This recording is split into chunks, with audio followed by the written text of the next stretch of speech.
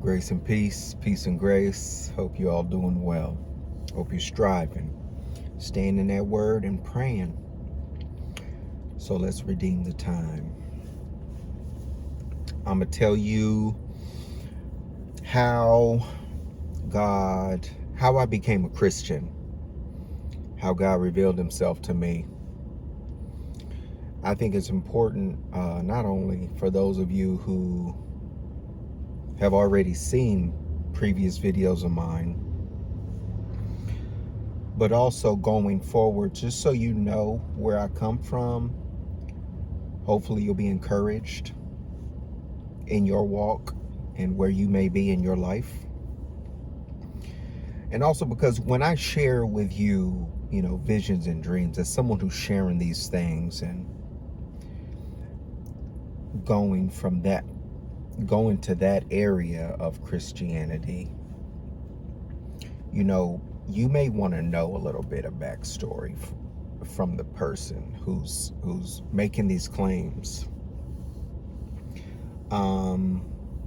Because I understand that these things are very particular, and whereas people might use them in a way to get attention or to lift themselves up, I kind of see it in a different way. It's a little bit uncomfortable for me to talk about these things. And it's because I know that they're personal and subjective and particular, that I know it's hard to explain these things and expect that for you to either believe me or even understand or visualize or to receive anything that I'm talking about. But all that aside, this is already going to be a long enough video. I appreciate you. I appreciate you spending your time with me. And I just want to take you on a journey to how I came to being a believer, and why I put any stock in my dreams whatsoever. Dreams, visions, anything that I feel or understand to be something God is showing me, why, where it started, and why I don't take it with a grain of salt. So here goes. I wasn't raised in a Christian household. Wasn't raised Christian at all. The only time we went to church was when everybody else goes to church on Easter, right? But as a kid, Easter is about Easter baskets, candy, Easter egg hunts, hanging out with your cousins, going out to eat together after church. So when I'm in church, I'm thinking this is something that I'm hoping, come on, let's come with it, preacher, Mr. Man, whatever you're saying up there. I got things to do. I got places to see, people to, what I'm saying? So it's just something you want to get over with. So that was my experience with church. And that was that. It was the 80s, 90s. So this is a time where the crack thing was booming, crazy, right? My father was in this game, so there's a lot of money involved. He made a lot of money, but with that lifestyle came ups and downs, tumultuous upbringing. My mom was a homemaker, took care of us. I love my dad. I looked up to my dad. He was my hero. He always had lots of money. The things that were being glorified at this time in the 90s, living on the West Coast, Killer Cali, as they called it. So we had West Coast rap, we had the gangs was, popping off. We had the movies, Boys to Hood, Menace to Society, New Jersey Drive. These are the movies that I'm like, I'm seeing this stuff in real life. So, because I had relatives who was Bloods, relatives who was Crips. And so as a young guy, Even if I'm watching a movie like Boys to Men, Boys to Men, Boys in the Hood, that's trying to convey a message of positivity. As a young kid, you're not receiving that message. You seeing the other stuff. You seeing what you want to see because that's what you think is cool. That's what you hearing in the music. The West Side Connection, Dog Pound, Snoop, all from the eye. You know what I'm saying? Mag 10. You know what I'm saying? All kinds of, Too Short, Spike. Sorry, you taking me back a little bit. I'm gonna try not to go on any tangents, but this is the stuff that I thought was cool. I saw my dad as a gangster. People respected him. He had a lot of money. People wanted to be like him. He took care of a lot of people. He did a couple stints in prison, but mostly, he was around up until the age of 12 and 13 and so just before I get there, I'm the oldest of four kids, and we had a lot, we spoiled young kids because, my dad was out in the streets a lot, or he'd be going to, different states and, just doing his whole operation thing. And I was seeing a lot of the things that you see in movies, like briefcases full of like those bands of cash, things you see in movies. I was seeing in real life. Guns, drugs, all that. Violence sprinkled in here and there, you know what I'm saying? So, again, my dad was my hero.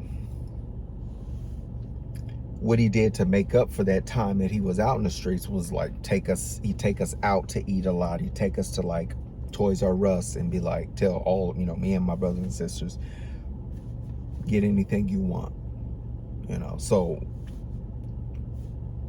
just putting all that in perspective, my dad was like, whoa, get anything you want. You don't know what to do as a kid when something, something like that. So that's how that was. We had all kinds of stuff.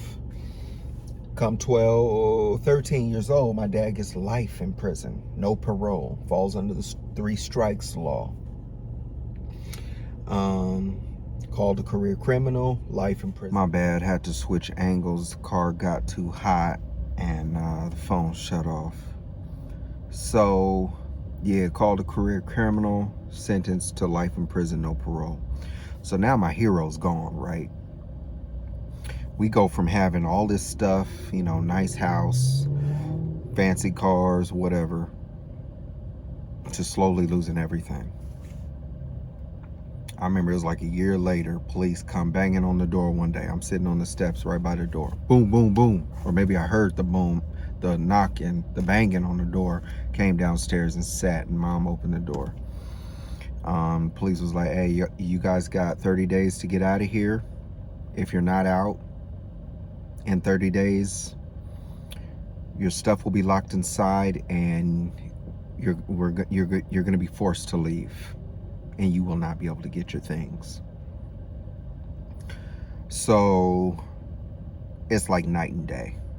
The life that we once knew was gone. We went and stayed with a relative, nearby relative. We lived about an hour and some change outside of LA. And that's where most of our family was. Pasadena, really, but people more know LA. So, but we did have one distant relative. We went and stayed with her, but like after a little bit of time, my mom, got involved with this dude who was bad news. He was abusive, he was a drunk, and so he messed up that situation we had there, living with this lady who I'll just refer to as my auntie.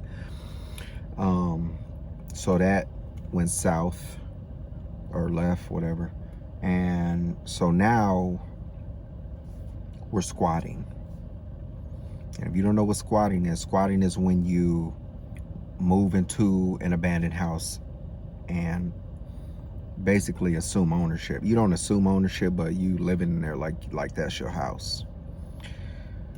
And this was like the period of humiliation because, we lost everything.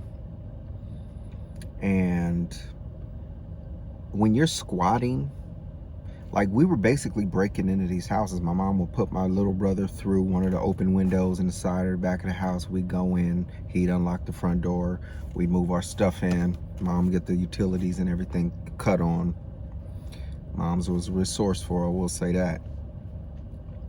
And we'd be living there, but you know, people still got to show, the realtors still would show up, you know, to show the house at certain points. So, you know, I remember times my mom not being there and me and my little brother, you know, they're knocking at the door and they see furniture and all that, so they know people are living there, but they're there to sell the house. They're showing up with people to show the house. So we're hiding in the garage, you know, trying to reach mom, and she's not picking up. Looking under the little slit, you know, under the little crack, trying to see what's going on. Eventually the cops show up, tell us, hey, you guys got to go. And then we have to look for another place to squat in. And so obviously being in school, you know, going into high school at this point, my grades declined because I would be sitting in class and just wondering, you know, what does biology, what does math or history have to do with what I'm going through, what I'm experiencing in my personal life. So the teachers be talking and just be womp womp womp, you know. It just couldn't work. It just didn't work for me. I kept going, but grades, I just didn't care about any of that stuff. You know, I'm worried about what's going on at the house. I'm worried about if the police showed up to kick my family out of the next house we were staying in. So went through that for a little while. My mom started dealing with this dude more and family that he, I guess, had out there, friends or family, I don't know, but we started living with this family, and I hated that situation. You know, they was just super like ghetto on a whole nother level, just some country Bama kids this lady had. Bad. I just hated what I was going through. Times where we living in a house that don't have water. I don't even know whose house this was. Some dude connected to whoever my mom was dealing with at the time, who ended up getting killed in a high-speed chase, running a red light, running from the police. But we was staying in his house for a little bit and not having water, getting caught stealing water from our neighbors. You know, they come home, we scatter like roaches, and we just filling buckets up of water at their house, trying to bring it to our house so that we could shower or, you know, bathe ourselves, boil water on the stove for ramen noodles and all that. So just, you know, you should see that dichotomy of just of where we were and then where we ended up.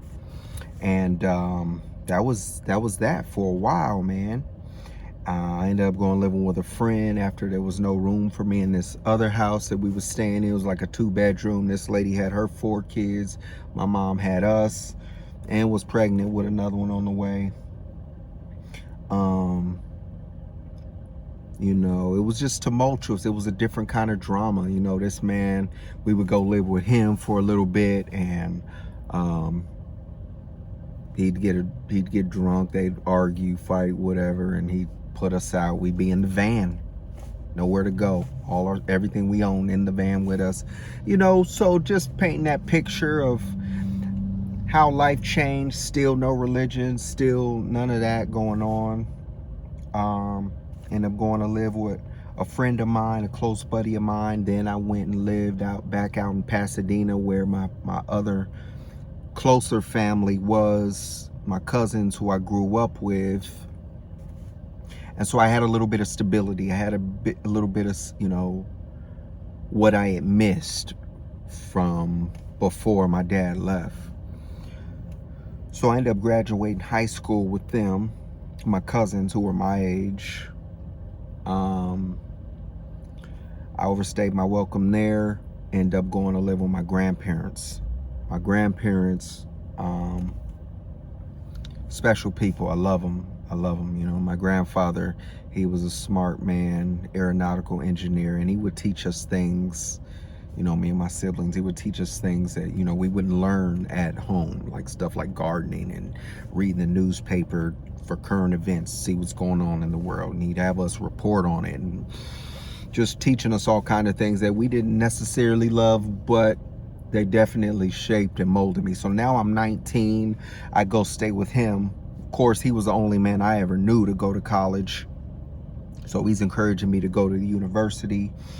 I'm like, I don't want to go to the university. I'll do city college. He's like, all right, if you do city college, then you got to get a job. Now, he was retired. He was a retired engineer from JPL in Pasadena. So he was doing some acting on the side, and I always love movies, so I thought, maybe I'll try that out. He's like, all right, well, you're going to do that. Auditioning is during the day, so you're going to have to find a job where you can, you have to find a night job. And this is leading somewhere, my folks. I'm not just rambling. Just follow me. So now I'm in LA. My grandparents are in LA. I moved from Pasadena to LA. He sits me down. We go through a list, pros and cons, what jobs would be, have night shifts and stuff like that. There's a Kaiser Permanente hospital on Sunset.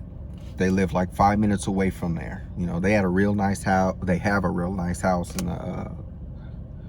in LA, Silver Lake Hills, but Hollywood's like 5 minutes away. So I go to Kaiser Permanente Hospital, open 24/7, right? Look on the job board. There's a job for X-ray tech assistant. I'm like, cool, and it's paying well.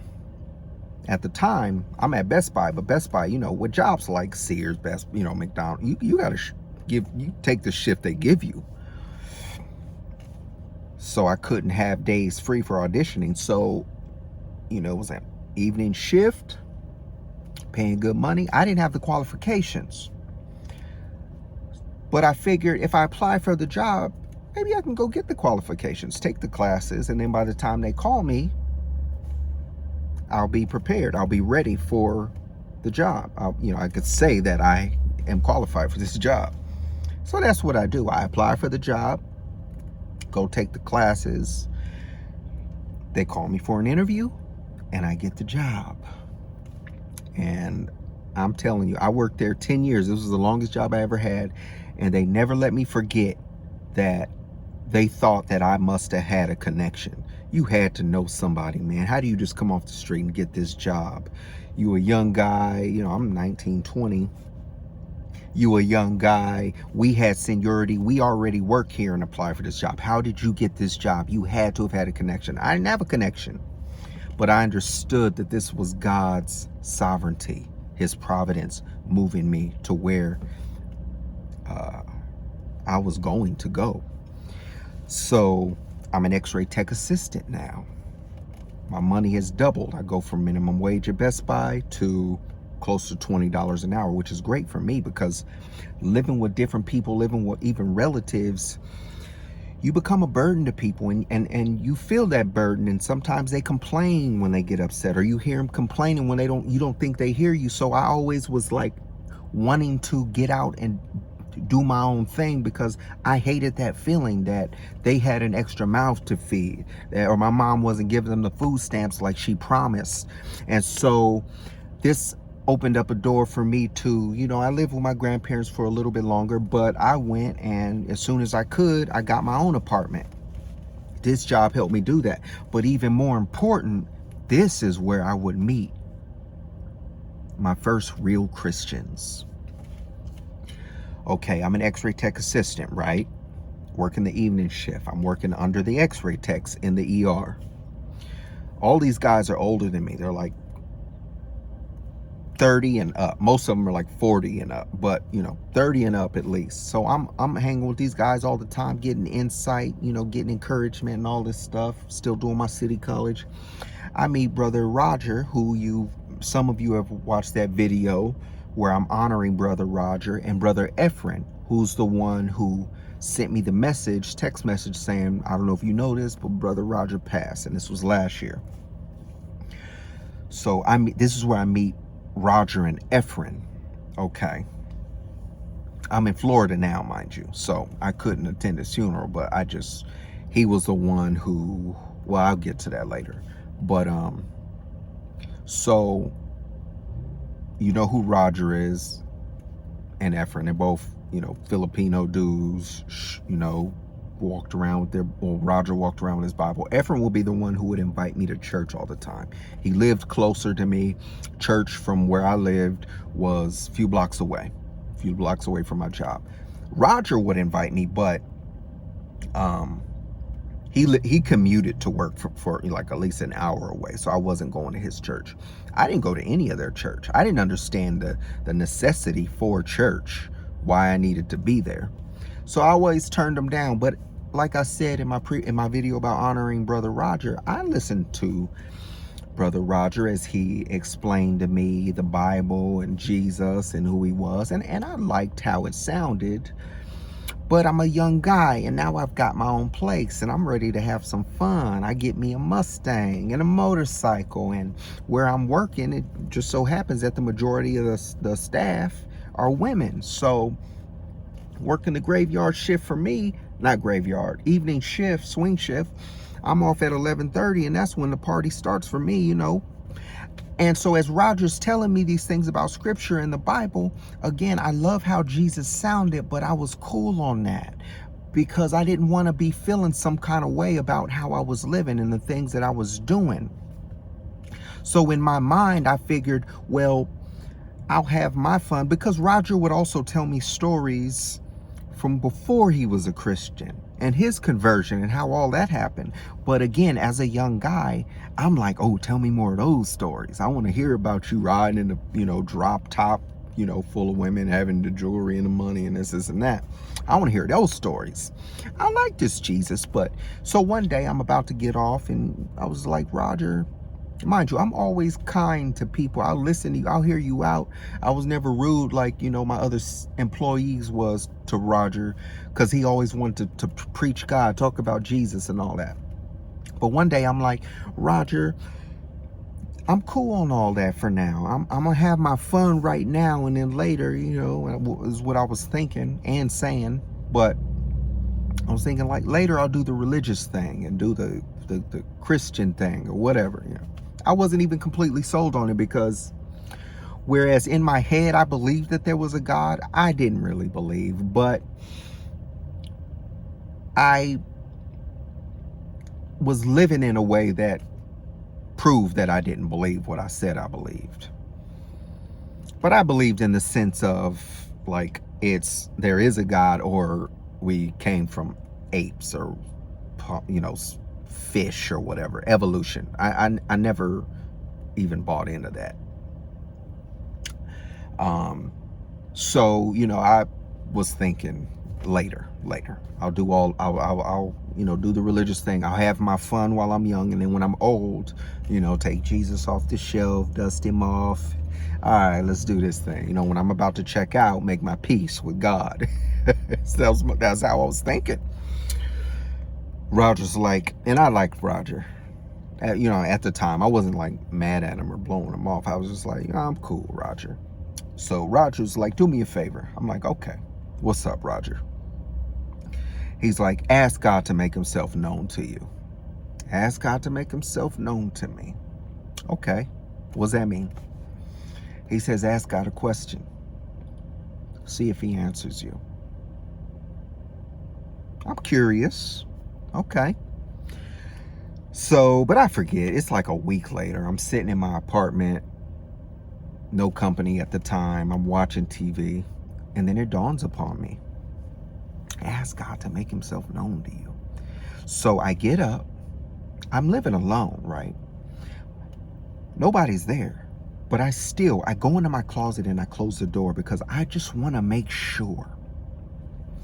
Now, what I was going to say earlier about believing that there was a God, well, while my dad is in prison and I'm seeing that the adults around, the family members, they can't get him out of prison, so that's who I would resort to praying to. I never prayed before, but it was like, here, God, please, these would be my prayers. Please get my dad out of jail. Please, you know what I'm saying? Nights where I'm begging God, and there was never nothing, and years would be going by.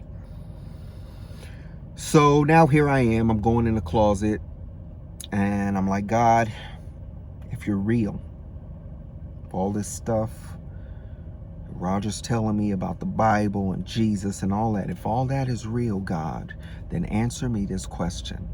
And I was sincere.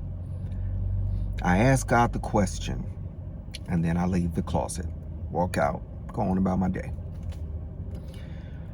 I don't know what I'm expecting. Like I just said, God never answered me before. My dad was still in prison, far as you know what I'm saying? So I didn't even know where I stood with that or what I was expecting, but I tried it. I was curious. How is God going to answer this question? Is what I'm thinking. I forget about it one day. Maybe a week goes by. Yeah, about another week. I'm sitting in the break room at work, feet up, watching TV. It's dark in there. Roger pokes his head in. I look at him. He's looking around the room. He's looking for me. He says, "Brian, can I talk to you?" Oh, man. Yeah, I know what he's about, what he always wants to talk about. I'm hoping it's quick because I'm just trying to relax and enjoy my break. But again, I like Roger. I mess with Roger. So I'm like, all right, what's up, Roger? I get up, go out. I exit the employee break room. There's an employee hallway, private hallway that leads to the break room. We're standing there in the hallway facing each other. I'm like, what's up, Roger? He's like, how you doing? I'm like, I'm all right. How you doing? He's like, masturbation is a sin. First thing he says to me, or it's what he says to me, and the hairs on my neck stand up. That was my question. That was the only thing I said in my prayer in that closet, and not a soul on the planet knew about it. I never repeated it. I just kind of was like, okay, I did it. We'll see. And that was my question. I guess I was thinking, I'm not really sure why that was my question, but maybe it's because I knew how I was living. I was being made aware of scripture. I knew sex out of marriage was wrong. And I guess I was maybe looking for a way around it. You know what I'm saying? But I'm young. So nobody wants to admit something like that. So my question is like a double entendre. It has two meanings. On one hand, I'm playing it off. Like, why are you telling me that? You know what I'm saying? But at the same time, I'm like, why did you say that? And I kid you not, Roger's like, I don't know. I just felt like I needed to tell you that. And he went, he had his Bible with him, showed me some scriptures about, sexual immorality and sex out of marriage, and something else he showed me, I think in the Old Testament. But yeah, he answered the question, the one question. I mean, what are the odds of that? Not only is this man's looking for me. He has to tell me this. And that's what he said. He said, I don't know. I just had to tell you that. It was beautiful. It's beautiful. Not only, I believe that God even put it on Roger's heart as I was denying Christianity. He put it on Roger's heart to say, ask God to make himself known to you. God knew what I was going to do. He knew I was going to go ask him that question. And he knew he was going to send Brother Roger, his faithful servant, to answer the question.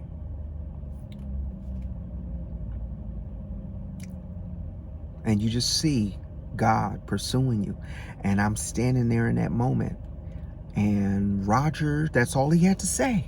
He didn't want to shoot no small talk. He didn't want to talk about anything else of the Bible. That was it. And he walked away. Strange thing, man. So I'm standing there, or I go back in the break room. I finish my break. I'm looking at the TV screen, but I'm like, yo, I don't even care what's going on the TV screen no more. I know this changes things. So I go to Brother Ephraim, right? I'm like, Ephraim, what's up, man? Man, maybe I will try this church thing out, because I know I can't deny what just happened. God answered. I had some kind of supernatural, to me, it was a supernatural experience, because I know nobody knew. There's no way. So I go to Efren. I'm like, I'll try church out with you. Let's try this church thing out. I start going to church with him, and from the jump, it was strange to me because, Efren's Filipino. I love Efren. Efren's my brother. The church he's at is all Korean church. There's a Korean speaking ministry downstairs. That was the main ministry. And then upstairs, they had an English speaking ministry. I stuck out like a sore thumb. And I was just thinking, God's funny, huh? You know what I'm saying? Like, this is my first real church that I'm at. It's all Korean. And I'm telling you, the most beautiful people I ever met. They embraced me. They brought me in, man. And just showed me love, man. It was, up until this day, I haven't experienced fellowship like I did at this church. I get there, I'm learning of the Word of God. Pastor Charles, I love Pastor Charles. He baptizes me. The fellowship, every day after church. There was a little kitchen, and nice old Korean ladies would be cooking up Korean dishes and feeding us after service. So we having koinonia and just getting to know each other, or we'd go out and play basketball after that in the parking lot, or they call me up, Brian, man, let's go bowling, man. Hey, Brian, man, let's go out to dinner, and it'd be like 10 of us, people from church going out, and just fellowshipping and just having a good time, all positive, all, nothing shady about it, just people, just Christians who love God, who want to spend time together. It's enough to make you weep, man. It's enough to make you weep. But I love these people, and my brothers who would be my first church experience, and that's what that was. And I was loving it, and I started praying and reading the Bible here and there. Now the thing was, I was in a serious relationship with a girl. 4 years, my first real relationship. They were encouraging me to get married, but I wasn't living all the way right. And I made some mistakes. I wasn't honest. I wasn't faithful to this girl, and the relationship ended. So in this time, and I would bring her to church with me. So in this time, now I'm alone. I'm living in my place. My family's not around. They still going through drama. I'm living in my own place again. And I'm just feeling a lot of pain. That first heartache, that first heartbreak from your, maybe some of you know about this. When you first get your heart broken and relationship ends after years, and you've spent so much time. My family loved her, family loved me. It hurts. So I remember one day, I'm by myself in my place. My dad's still not out of prison. Years have gone by. I'm missing my family. But this pain of this heartbreak is just really was doing me in. And I'm just on my face one day, just bawling, man. I'm just hurt. And the only thing I want is the pain to go away. And I'm asking God to take this pain away, please. And then a moment later, I'm prompted to stand up. I just feel like I need to stand up. Maybe I finished the prayer, I don't know. But I stand up, and every single drop of pain that I was feeling was gone. All of it gone. To the point where I'm standing there for a minute. I know I'm living alone. I look around my room like I expect to see something, because it was just like, boing, nothing. It's gone. Taken away. Wow. Okay. So now this sets me off. I'm praying. I'm fasting. I'm in my word by myself, not fornicating, like I was with my girlfriend. And just really, there'd be times where I'm just on my face in my apartment, not even saying nothing to God. I'd just be basking in what felt like peace and light. So going through this, but then I'm single, and this is all a learning experience for me, even looking back, because as I read the scripture and I see, in Genesis and Exodus, how the Israelites were so quick to just go off on their own way. They forgot so quick all the miracles that God had shown them. The same thing happened for me, because I'm telling you, like, I was in City College, right? Taking my acting classes. Well, I had made a friend named Zach. And I was taking more of a liking to writing than I was. I'm an introvert. I'm introspective. I found that I loved writing, so I started writing a movie script. And because I rode a motorcycle, it was going to be a motorcycle movie.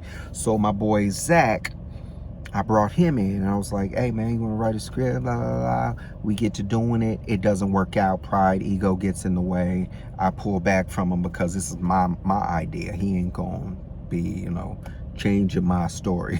So we end up not talking for a year. There's not a fight, but just I pull back from him. We don't talk for a year. He hits me up out of the blue. And this is a time where I'm like fasting, praying, all that stuff. He's like, I wrote a short film script, man. Would you mind coming over and reading this with me so I can get a feel for it? I'm like, yeah, of course. I'm happy to hear from Zach. There's no bad blood. It was just kind of, a little like, man, I'm going to do this myself. I'm going to write it myself. So anyways, I'm happy to hear from him. A few days later, the night before I go to see him, I have a dream. In my dream, we're hanging out. There's nothing strange about that, right? You talk to someone, they pop up out of the blue. And so, oftentimes whatever you're thinking about heavy, you're going to dream about it. So we're hanging out, but there's something strange. And what it is he doesn't have his hand in the dream. He doesn't have a hand, like it's been cut off. But we're hanging out like everything's fine. And it's not, I'm not acting like it's weird in the dream, but as I'm going through the dream, even up until the point where I wake up, I remember sitting up and being like, why didn't he have his hand in my dream? Whatever. I get up, hop on the motorcycle, shoot out to North Hollywood. Zach opens the door. He doesn't have his hand. His left hand had been amputated. Crazy. Again, one of those moments, hairs on my neck stand up. I had saw that in a dream the night before. And I felt so weird about it. Not that his hand was gone, but I had no idea. And I had seen that in my dream. I act like everything's fine. I don't even mention it. I'm like, yo, what's up, man? I, shake his other hand, bring him in for a hug. My boy, Zach. Good to see you, bro. I go into his place. We start reading through his short film script. Other people come by. There's other roles in the story. So, but I didn't know more people were coming. I'm sitting there. I hear him open the door. He goes, opens the door, and I hear them. They react. They didn't know either. Zach, man, what happened? Oh, man, what happened to your hand, bro? They didn't know either. Nobody knew. They come in. He's like, oh, yeah, man. There was a cancer. They found a cancer in my hand, and it started spreading up my arm, and it was before it reached my heart. They wanted to they had to amputate it so they wouldn't reach my heart. So they had to cut it off. And that's when I was like, oh man, I'm sorry to hear. I wanted to say that at first, but I was processing everything that was happening. And those are the things that would happen for me. Another dream, in college, right? You start a new class. You don't know all the kids in the classroom. I remember sitting there one day and one of the kids stands up. I recognize this kid. He starts talking to the teacher. He's about to do a dance. I say to myself, I seen this in my dream. He does the dance. And I'm like, and he's just going to walk out. He's trying to get out of the classroom to do. The teacher's explaining important things. I guess it's the beginning of the class. He's explaining something important about our lesson or about how the class is going to go. So the teacher's asking him to wait, but he's like a class clown. So he stands up. I'm like, he's going to say, he's trying to get his back. Yep. He does his little funny little dance, being funny. People laugh. Yep.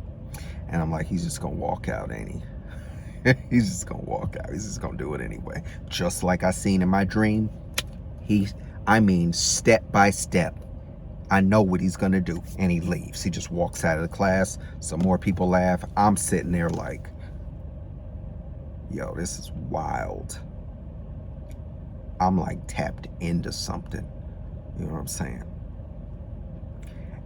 And it would be dreams like that. Things that I never experienced before God revealed himself to me.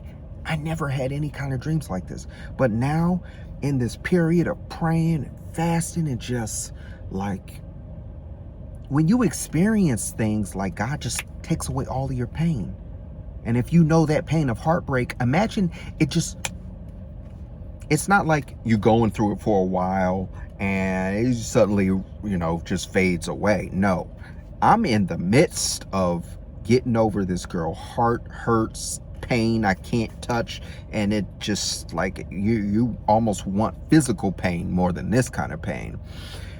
Gone.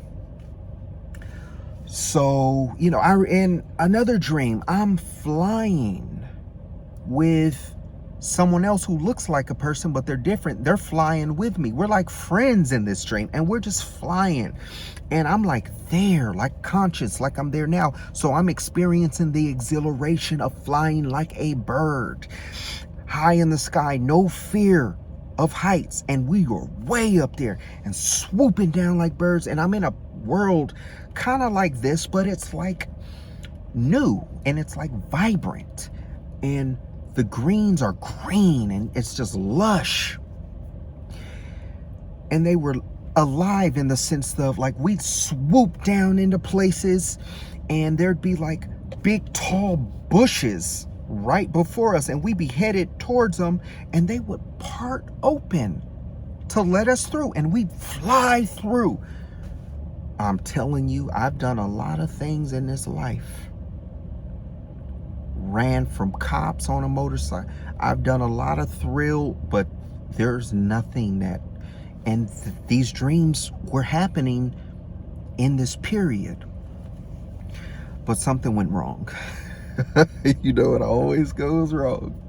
And that's what I mean by like the Israelites. They saw the sea parting. They experienced far more of the supernatural of God's glory than I would ever experience. Moses goes up to the mountain 40 days, 40 nights to get the revelation from God, the commandments, 40 days. And they forget it. They forget it. And I understand that because where I don't compare myself to them in the sense of what God revealed to me, the things he showed me were very staggering. And I come from a world very different from that. And it started with me just looking at Roger, who said he was a Christian, man of God. And I would watch him to see how he would respond to the rudeness, to the insults. And he was just a different kind of person because he would just shake it off, just shake his head and continue. He wasn't ashamed. He'd still read his Bible, still carry it around, still preach, and that began to be a new, because where I come from, people respond with violence. You say the wrong thing. You might even be at a family function. Somebody say something sideways. Oh, you might get them hands right there. I'm used to people responding and, you know what I'm saying? You can't talk to me no kind of way. Just from that on to the supernatural things, it was just like, wow. And then I forgot. Why did I forget? Well, remember, I'm a young single guy now. I've got my own place. My boys had been going out all the time. I wasn't doing that because I was in a serious relationship. Here and there I would get out, but now I could do it all the time. I ain't in pain. I'm not going through nothing. As I start hanging with the boys again, chasing girls, this, and that, I start drinking more. I start smoking more. I start doing all kinds of things I knew I shouldn't have been doing.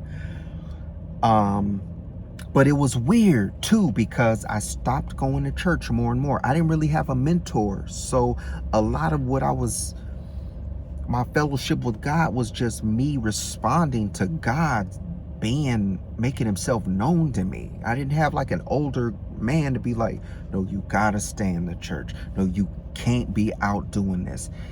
You'd think it would make sense, but I didn't understand that at the time. So now I'm out doing this stuff and I forget, and I stop going to church. I stop praying. It's crazy to me. That's why I laugh about it. But not only do I stop, I have thoughts that I want to experience the darkness. I want to wholeheartedly plunge into sin, into the lust of my flesh. I start wiling out. It's almost like I was given over to it. Like God was like, all right. I was selling drugs. I was doing things, rolling with guns, doing things that I would be in prison right now for. Things I did years ago, I'd be in prison right now. I wouldn't be making this video right now. The things I was doing. There were men who wanted to kill me. I ruined things that couldn't be fixed. I ruined things that there's no coming back from that.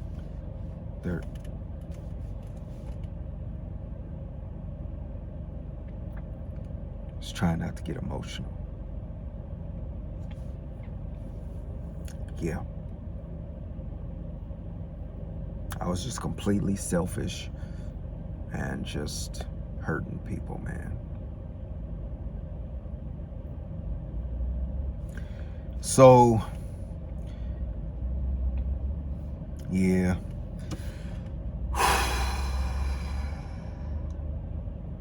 And I don't really want to go into it, because I remember when Roger was telling me about how he had been converted. You know, I was more interested in the sin life that he was leading before that. And there may be young people watching this, and you might mistake the message that I'm trying to you might mistake the message that I'm trying to get across. Because I thought that stuff was fun. And you would think, okay, if a person's pursuing what they know to be right, what they feel is right, makes them feel good, what is making them happy in the moment, even though it's instant gratification, spending money, women, buying things, you know what I'm saying? Living how I want to live. You would think that the person would be happy. But I became more and more depressed. And I drank more, and I was smoking weed all the time and just doing what I was doing. And it made me very, very unhappy. And you would also think, well, why didn't you just go back to church? I wasn't making the connection. It was like I was cut off from it. I just dove more and more into the darkness. All right, I got to get more women. I got to get more instant gratification. I got to, you know what I'm saying? I got to rob. I got to steal. I got to do these things that were thrilling. I got to, you know. Anyways, I ain't getting into details. So anyways, it came to a point where I'd be in my place at night with my gun in my mouth, tears streaming down. I'm drunk, off. And I just hate everything. Life. There were nights where I just was raging towards God. And why is this happening? Not this, but like, why is my dad not out of prison? Why is my family going through this? Why is just angry with God? And like I said, I got to a point where I'm in there. That metal on my teeth, man. And I just wanted so bad for that pain to end. I wanted so bad to escape. And the alcohol wasn't doing it. And the weed wasn't doing it. And the women weren't doing it. Nothing. I even remember like a point where I was selling drugs, and I had, one day I went and met one of my customers. It was a junkie, and it was on, it was a CVS on Sunset and Gower. He wanted to meet inside the store. He was kind of paranoid. We went back to where the beer was, back of the store. I looked at this man and I saw death in his eyes.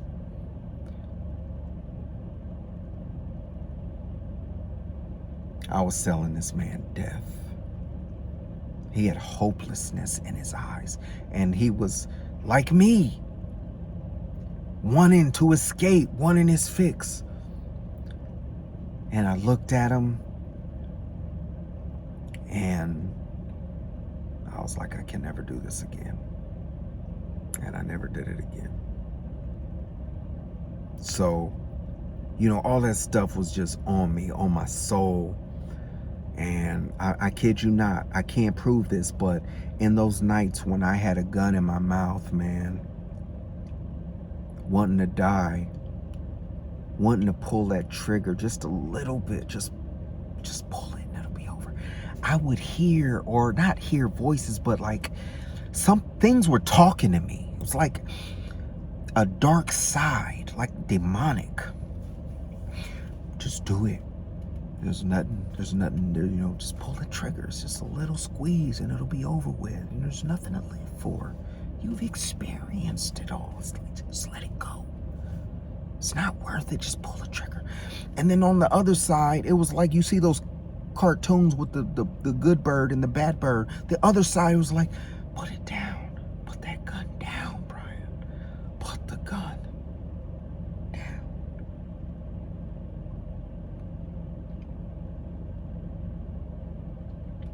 And obviously I'm here, so I put the gun down.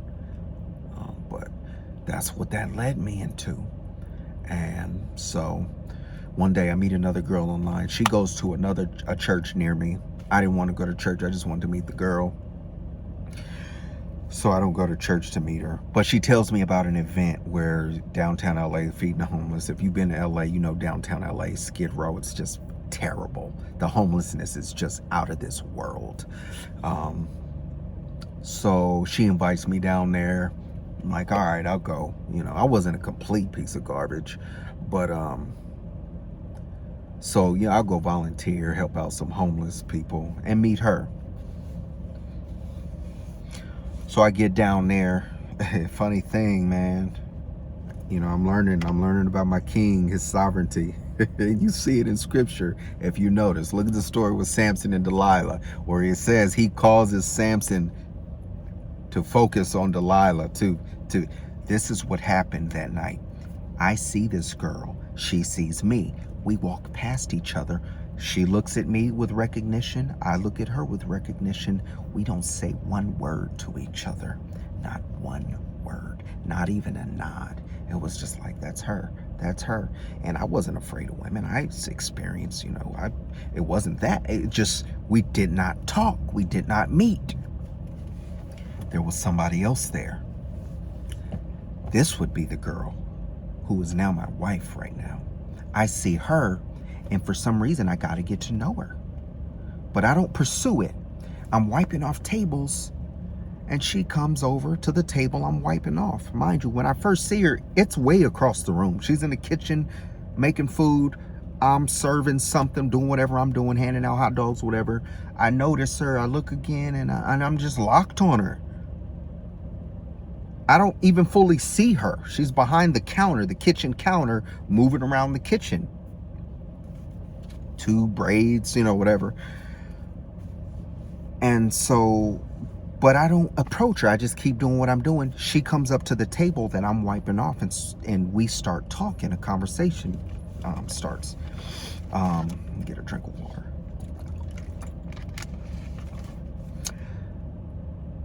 She also goes to this church. I still don't want to go to church. Isn't that funny? I don't want to go to church now. But she holds these small groups, these like adult Bible study groups. I'm trying to get to know her. So I'm like, maybe I can check out your group. She's like, okay, yeah, that'd be cool, yeah. So I start going to this group, which leads me to going to this church. And I become serious with her. I stopped playing certain, the games that I was playing. I was doing little stuff here and there, pushing the limit on the alcohol and stuff. But I was doing this when she wasn't around. And I remember my birthday weekend, 2016, Memorial Weekend. We hang out for my birthday. She leaves, goes to her place. It's like 10 o'clock at night. I take a mushroom. I know it's going to take about 30 minutes. I go to the fridge, before it kicks in. So I go to the fridge, make sure I have what I need. I don't have beer. I need the beer for the balance. I'm like, man. So now I got to go to the store. Store's not that far, but still this, I go. Throw on my helmet, gunning down Hollywood Boulevard. It's holiday weekend, Memorial Weekend. Hollywood Boulevard there's always traffic. This is the city, right? Actually, it wasn't a lot of traffic, but there were cars and people out. Little cafes on, either side of the street. People are driving slow, man. I'm trying to get here and get back before this thing kicks in. I didn't take a lot, but still, you don't want to be out when something like that kicks in. And I hadn't done it a lot. It was something I was like newly trying, so I was a little afraid of it. So, I did a little bit, but I knew it was going to kick in. So I'm like, trying to get to Ralph's and get back. There's a car ahead of me. I'm here. This is the car. And it's like doing this, going in one lane, out of the other lane. There's 2 lanes going this way, and I'm going this way, east on Hollywood Boulevard. I'm like, what is this dude doing, man?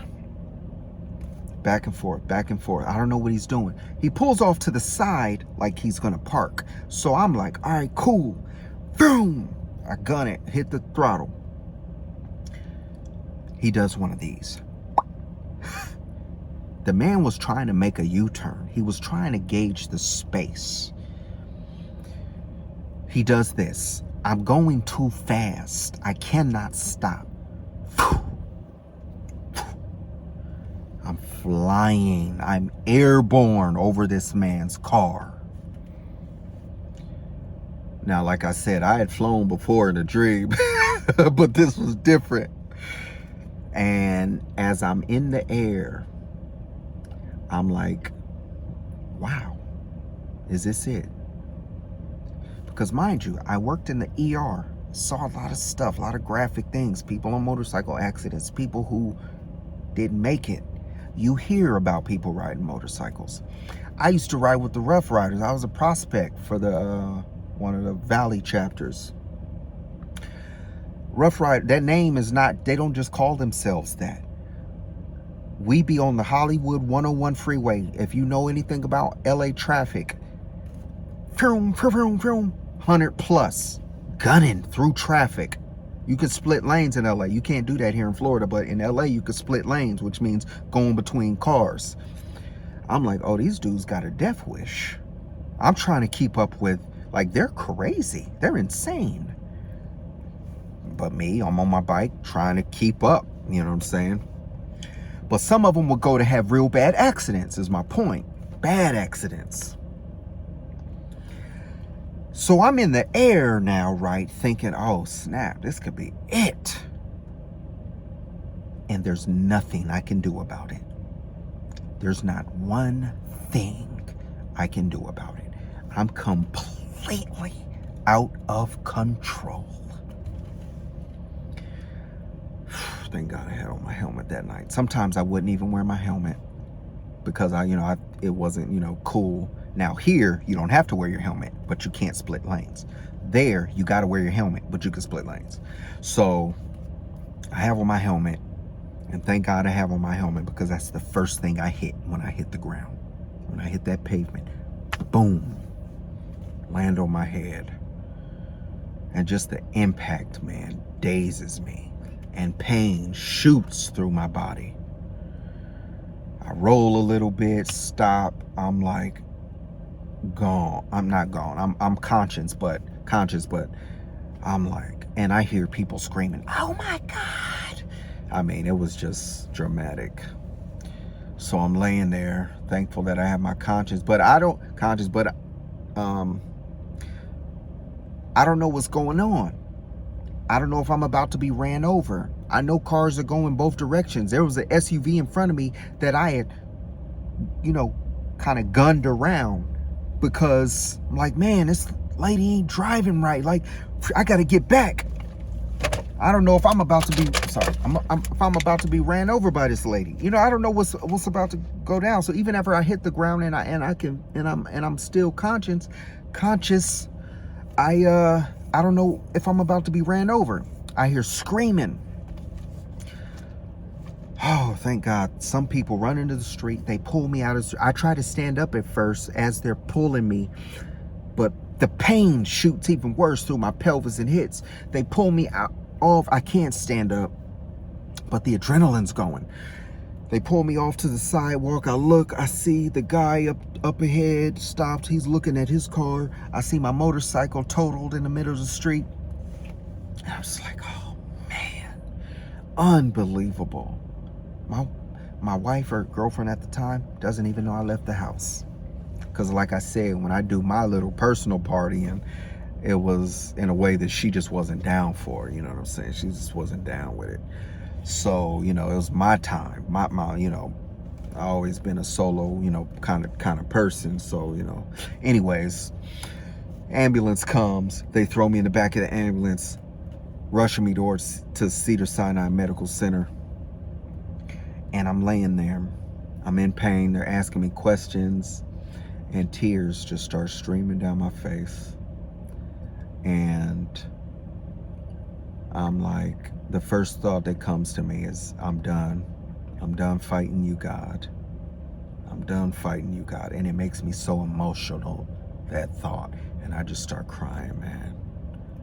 Not like boo-hooing. I'm able to talk to the gentleman, but tears are just streaming down my face as I'm just looking up in pain, trying to answer their questions. And then that's all I'm thinking is, I'm done fighting you, God. I don't even know why I was fighting. I don't even understand. It was like an epiphany, man. Like, I'm done. Call my girlfriend. They get me to the hospital. And one of the doctors comes in. He's like, man, you must be a strong man.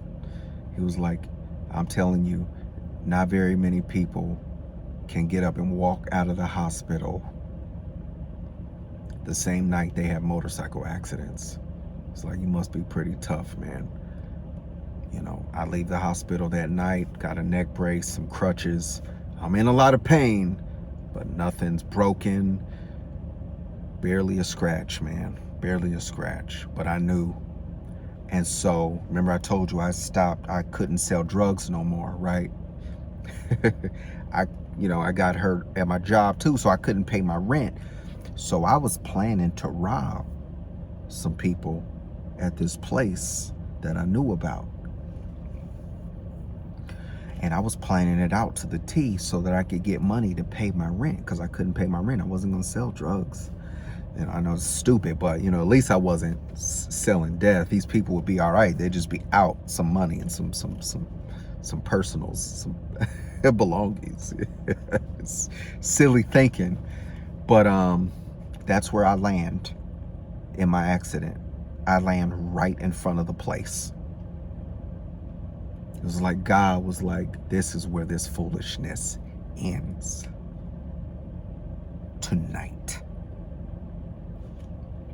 So because my bike was totaled and I had a little insurance, I was able to pay my rent. Lost my bike. Paid my rent. Moved in with my girlfriend. We moved outside of LA, about an hour outside of LA, where it's just nothing going on, like desert area, Temecula, California. I'm like, we got to get married. We get married, get our place outside LA. I start going to church. And this is where, I'm sorry this video is so long, but this is where those other testimonies, maybe that's how you even know about this video or have subscribed to me, because of my testimony of experiencing heaven and hell, or God's grace, God's glory through, you know, even more supernatural ways. This is where this would take place. After I had gone through the foolish, you know, the him revealing himself to me, I'd gone through the foolishness, the darkness, and now I'm out here and I need to know who this God is, who is like, it's almost like you could explain the darkness I was in was like I was in the belly of the fish that Jonah sat in, you know.